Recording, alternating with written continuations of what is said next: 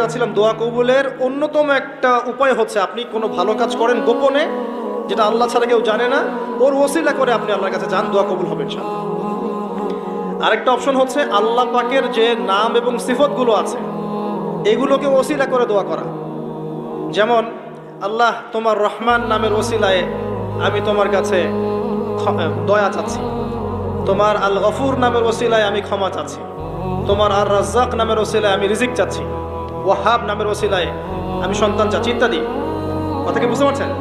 যে নামের সাথে যে বিষয়টা যায় এটা ওসিলা করে আপনি দোয়া করলে ইনশাআল্লাহ তাআলা আপনি আপনার ফলাফল পাবেন। আর একটা সবচেয়ে বড় অস্ত্র শিখিয়ে দিচ্ছি, এটা আমি কাউকে শিখাইনি আজ পর্যন্ত, আজকেই প্রথম। এবং আমি আমার জীবনে দেখেছি